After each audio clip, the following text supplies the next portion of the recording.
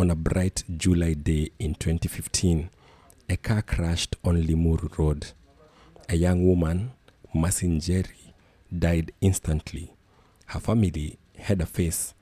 The law had a suspect, Pastor James Ng'ang'a. Ongea na mabishop wenzako, mimi si bishop. Mimi ni general, mimi ni mwanajeshi wa vita. The case did not end in justice. It turned into money, delay, and silence. This is the story of how a man who should have faced the law instead built an empire, and why one recent confession broke the country's patience. For too long, we have let men like Pastor Ng'ang'a get away with their disgusting behaviors, and enough is enough. Today, we answer a simple question. How long will Kenya let a man who admits to violence keep walking free? Let's call on the DCI to investigate Pastor Ng'ang'a. Arrest Pastor Ng'ang'a. Enough is enough. We will follow three things. The crash that killed a woman, the many times that Ng'ang'a hurt people and escaped punishment, and the latest confession, the words that must finally send him to jail. This is not gossip. This is a pattern, and patterns matter. If you love this kind of content, go ahead and like this video and subscribe, and feel free to support the channel via the Mpesa number on your screen. Now let's get to the video. The young family of Martin Mbugua was en route to their upcountry home in Limuru aboard their small car when all of a sudden their journey was halted. A Range Rover that has been associated with the Neno Evangelism Center, Pastor James Ng'ang'a, hit the car, killing Mbugua's wife. The date is July 26th, 2015. Two cars meet on the road. One woman dies. Her name is Masinjeri. She had a life, a family, a future. The future ended in a single moment. The driver is Pastor James Ng'ang'a, who was arrested. The Director of Public Prosecution charged him with causing death by dangerous driving, failing to report an accident, giving false information, and conspiracy to defeat justice. Wale watu walifika hapo, watu wa kwanza walijua ni Ng'ang'a, na wote waliniambia hiyo gari ni Ng'ang'a na ni Ng'ang'a alikuwa nayo. Aliona amefanya accident, akatoka akafunga gari, akaingia kwa gari ingine na akaenda. The wheels of justice slowed. The case stretched. Evidence moved like molasses. Witnesses changed statements. Then, in May of 2018, the court acquitted him. 3 years later, the flamboyant televangelist walks away a free man, but leaves behind a trail of dirt with allegations of a conspiracy to defeat justice. An acquittal is not always the end of truth. But when a woman loses her life and the legal fight dies like that, a family is left without answers. Mercy never got her day in court. Her loss became a footnote. Sources privy to the investigation revealed that detectives from the DCI possibly tampered with official telephone data in a bid to conceal crucial evidence that could help in the case. Once you look closer at Ng'ang'a's story, you see a pattern. Harm, headlines, and then disappearance of accountability. For 3 years, the case has dragged on as key prosecution witnesses gave contradictory accounts. Finally, the evidence was thrown out as Chief Magistrate Godfrey Oduor ruled that the police brought in witnesses who contradicted themselves and each other. Videos have shown him walking off the pulpit to strike a man snoozing in the front row.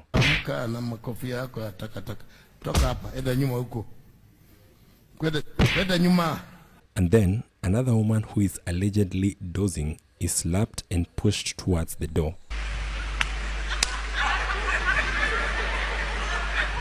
Chukua mzigo wako, toka.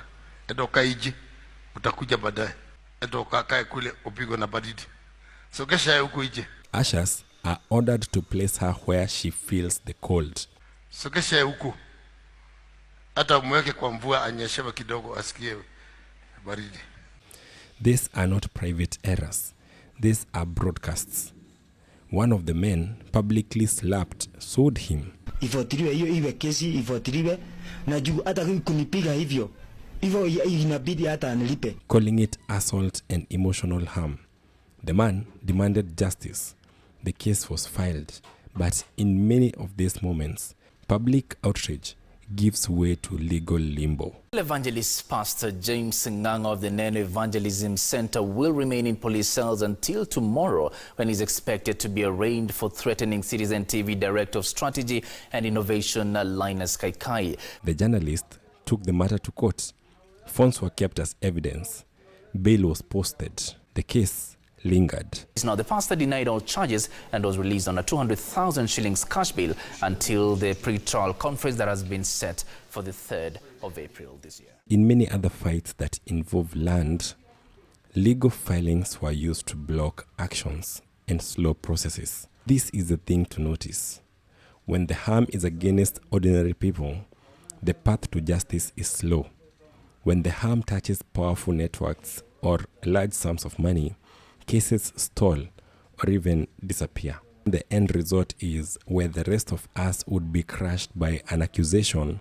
He often buys time. Time is justice's worst enemy, and time buries truth.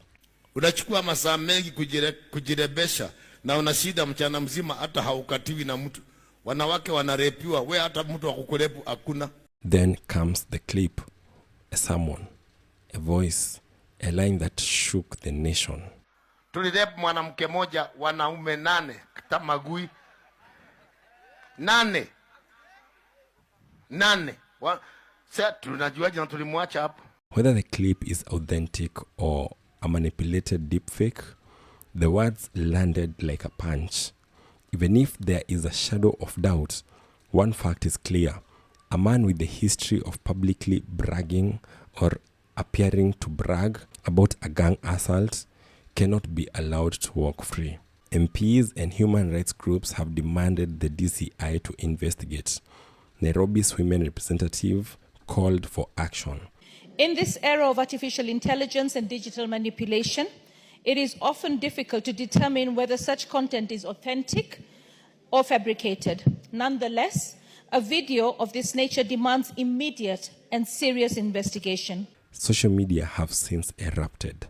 For how long are we going to keep normalizing rape culture? How can a pastor stand in front of a church and talk about rape like it's something? People are now remembering mercy. They remember the slaps. They remember the threats. This time feels different. Not because the words are louder, but because the country is tired. Mtu ameadmit. You know, in every other country, this guy will be arrested. Death sentence off with his head. But you guys, mnacheka.